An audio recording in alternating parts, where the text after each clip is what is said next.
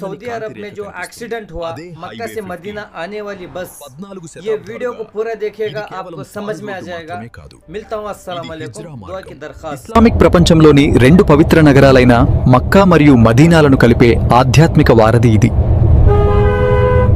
కానీ 2025 నవంబర్ 17 రాత్రి ఆ ఎడారి నిశ్శబ్దంలో ఒక విషాదం పొంచి ఉంది. హైదరాబాద్ నుండి వెళ్లిన 43 మంది యాత్రికులు తమ ఉమ్రా యాత్ర ముగించుకుని అలసిపోయి ప్రశాంతంగా నిద్రపోతున్నారు. వారు ప్రయాణిస్తున్న ఆ తెల్లటి బస్సు ఒక సురక్షితమైన గూడులా వారికి అనిపించింది. కానీ రాత్రి 1:30 అల్ ముఫ్రిహాద్ దగ్గర విధి భారీ యంత్రాల రూపంలో వారిని ఎదుర్కొంది. అసలు ఏం జరిగిందో అర్థం చేసుకోవాలంటే ఎడారి లాజిస్టిక్స్ లో ఉన్న ప్రమాదాలను చూడాలి. డ్రైవర్ కళ్లలో నిద్రమత్తు, బయట అంతులేని చీకటి. బస్సు హెడ్లైట్ల వెలుతురులో మాత్రమే రోడ్డు కనిపిస్తోంది. కానీ ఆ చీకటిలో ఒక మృత్యువులా డీజిల్ ట్యాంకర్ నిశ్చలంగా నిలబడి ఉంది.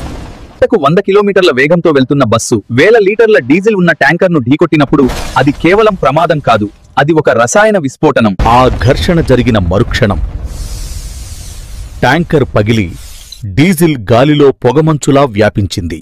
ఆ వెంటనే ఒక చిన్న నిప్పు రవ్వ క్షణాల్లో ఆ ఏసీ బస్సు ఒక అగ్నిగుండంగా మారిపోయింది.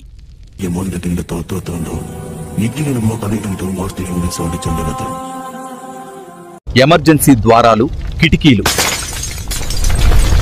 అన్నీ ఆ మంటల వేడికి కరిగిపోయాయి. 43 మందిలో 42 మంది ప్రాణాలు గాలిలో కలిసిపోయాయి. ఆ ఎడారి గాలికి అక్కడ మిగిలిన ఇనుప చట్రానికి మాత్రమే తెలుసు ఆ ఆఖరి క్షణాల ఆవేదన.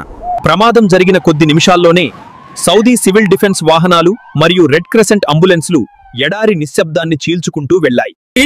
డీజిల్ మంటల వేగానికి, రక్షక దళాల వేగానికి మధ్య జరిగిన పరుగు పందెంలో మంటలే గెలిచాయి.